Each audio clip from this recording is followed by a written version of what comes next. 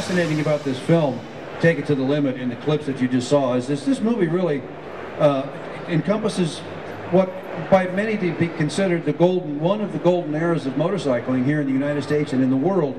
Speedway champions, road racing champions that were Americans.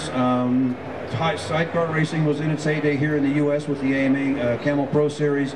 Flat track racing with the Camel Pro and the Stroll Miles. Roberts at the Indianapolis, in fact we should talk about that. Roberts at the Indy Mile on the TZ-750. It was just a golden era. Barry Sheen, Mike Halewood. It was truly a golden era, and this motorcycle, this film, Take It to the Limit, really captures it. Digress a bit back to the Indianapolis mile. Peter, you went there to film the Harley-Davidson Wrecking Crew, who was at the time the star was Rex Bochum. Well, we were actually there to film Gary Scott. Gary Scott was on his winning championship year for Harley, and we thought, well, let's tell the Gary Scott story, which we actually did, and he did win the championship. But when we got to Indy, it was Rex Bochum that we thought was going to win that race, and Rex was the fastest in practice, so we kind of switched our attitude towards the film to say, let's film Rex Bochum. And he was basically Mr. Mile at that time. And so then we were basically filming Rex, and it was Rex and Corky and Jay Springsteen going neck and neck for lap after lap after lap. And what nobody understood, because nobody was watching, was Kenny Roberts on the 4-cylinder TZ Yamaha was started at the back of the pack and came forward, and within about 15 of the 20 laps or so that they were doing, had got himself up into 4th place. Well, Rex Bochum blew a piston, so now Kenny was 3rd. And as Kenny was coming up closer to Springsteen and Keener, Springer looked behind and saw him.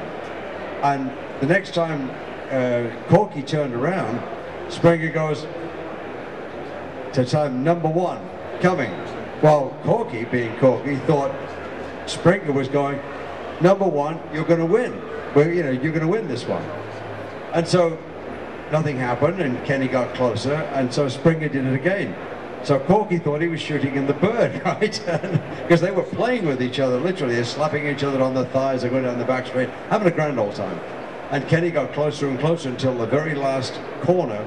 He just squared that thing up and squirted it down the start and finish straight and won by a wheel.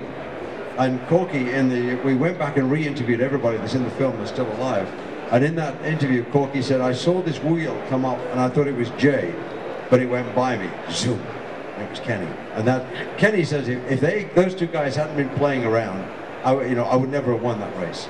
And of course that ride, that famous ride, was replicated, I think, what, 2 or 3 years ago? 2 years ago. Yeah. 2 years ago, and Kenny Roberts came back with on Ray Abrams' TZ-750. It wasn't exactly the same motorcycle, but on champion frame TZ-750, and he actually went out and did some laps. And actually Valentino Rossi was going to go out.